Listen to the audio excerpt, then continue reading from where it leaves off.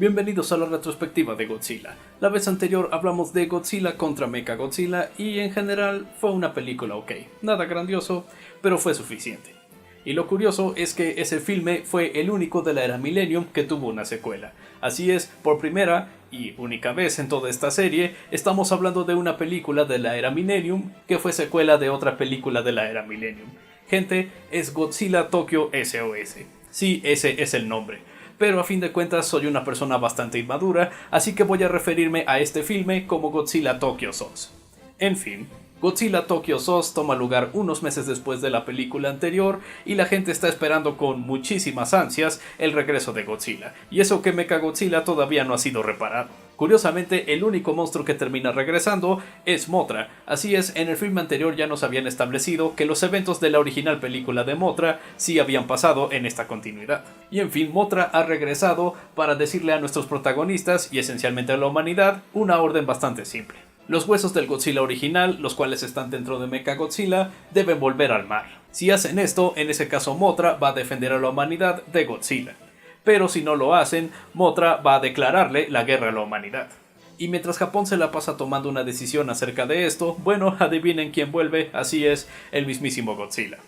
Así que ahora Japón tendrá que tomar esta muy difícil decisión en lo que están enfrentándose al monstruo. Un día muy interesante para la nación, estoy seguro. He visto todas las películas de Godzilla como unas 4 o quizás 5 veces, y hay otros filmes que he visto muchísimas más veces que eso. Y siempre que veo Godzilla Tokyo SOS digo, ok, es una película mediana, realmente nada especial, nada malo, simplemente es una película que existe. Pero en esta ocasión, cuando revisité la película para hacer este video, sorpresivamente me encontré disfrutando mucho este filme. Y creo que sé por qué. Este filme es lo que deseaba que Terror de Mechagodzilla fuera.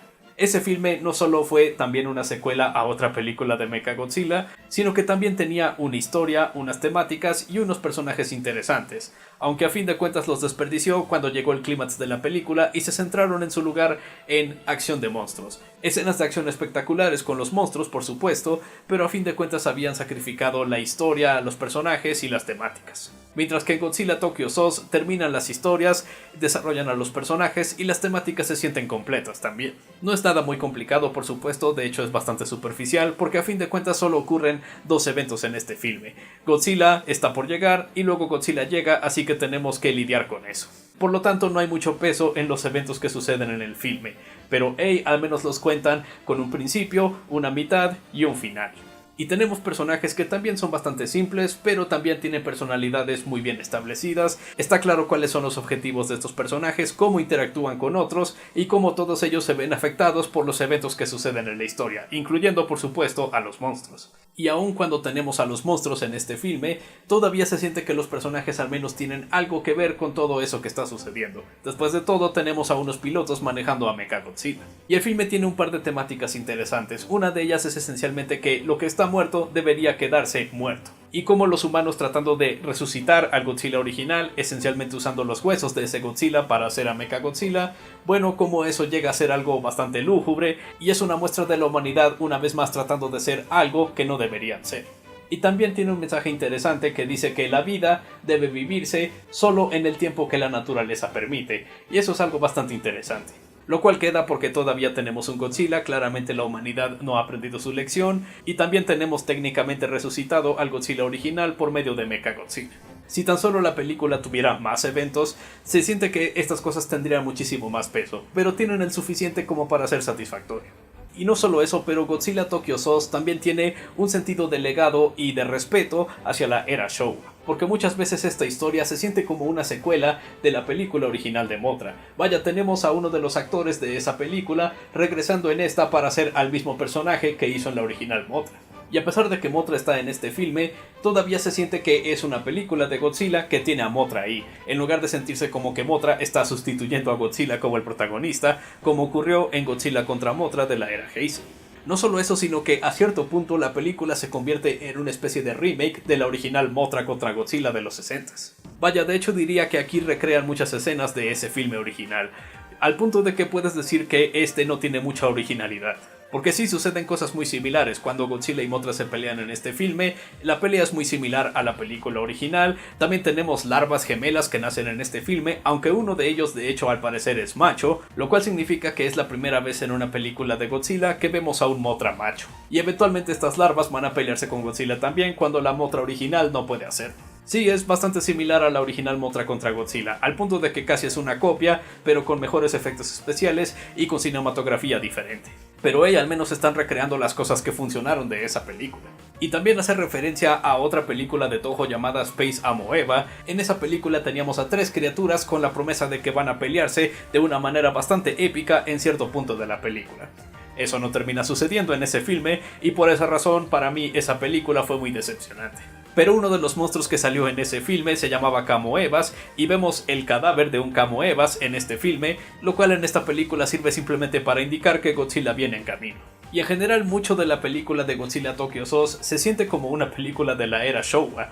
La manera en cómo cuenta la historia, las temáticas que está contando, la sinceridad con la que desarrolla a sus personajes y de por sí cómo están hechas las escenas de monstruos en esta película, todo eso se siente como si fuera de una película de Ishiro Honda cuando él estaba haciendo películas de Godzilla. La diferencia es que este filme está hecho como una producción de la era Millennium. Entonces en general este filme ya tiene una historia decente, personajes igual de decentes, unas buenas temáticas y un sentido de legado de la era Showa. Entonces sí, por el momento vamos bastante bien, pero claro, ¿qué hay de las escenas de monstruo en este filme? Porque vaya que tenemos muchísimo. Hablo en serio, porque este filme se cuenta de esta manera. La primera media hora es establecer a los personajes, las historias y lo que va a pasar.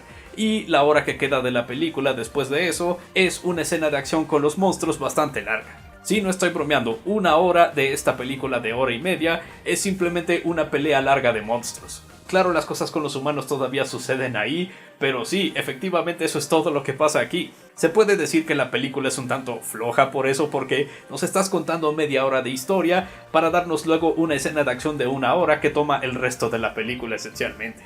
Pero definitivamente se ve muy bien, vemos a los monstruos peleándose todo el tiempo, están arrojándose directo a edificios, la destrucción se ve increíble y las peleas también son variadas. Claro, aquí la pregunta es, ¿cómo rayos logran hacer 1 hora de escenas de acción de monstruos sin que se sienta aburrido? Bueno, es porque definitivamente tiene una secuencia, ¿saben? Tiene un proceso, no es simplemente, los monstruos están peleando entre ellos durante 1 hora y eso es todo. No estamos hablando de una película de Transformers de Michael Bay. No, en este caso todo empieza con Godzilla destruyendo Japón y enfrentándose a parte de su militar. Después pasamos a Godzilla contra Mothra, luego a una revancha de Godzilla contra Mechagodzilla, luego Godzilla contra las larvas y luego Godzilla otra vez contra la militar de Japón porque están distrayéndolo para una especie de plan. En fin, definitivamente esta escena de acción de monstruos tiene su propio proceso.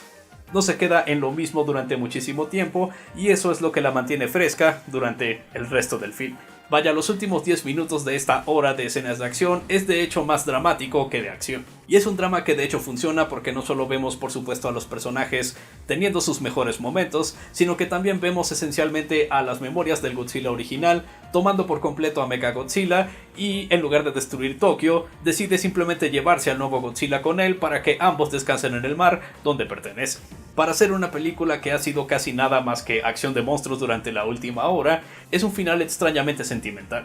Es casi arruinado por una secuencia de rescate bastante ridícula que sucede ahí con los personajes, pero a fin de cuentas todavía funciona. Las peleas de monstruos aquí no son tan extremas o caricaturescas como en la película anterior, pero eso es porque se siente que de verdad todos los movimientos de los monstruos tienen muchísimo peso, son muy importantes y a fin de cuentas tienen un gran impacto. Así que en general, muy buena acción de monstruos. Hay muchísimo, pero vaya que es bastante bueno. Y una vez más lo que también funciona es la música. Es el mismo compositor de la película anterior y en general casi la banda sonora de este filme es exactamente la misma que el de la película anterior, pero aquí funciona mejor quizás porque, bueno, estoy interesado en la historia, por lo tanto cuando la música sale para añadir un poco más de emoción, bueno, definitivamente se siente que funciona mejor que en el filme anterior. Y curiosamente no tenemos música clásica de Godzilla ni nada de eso, es música casi completamente original.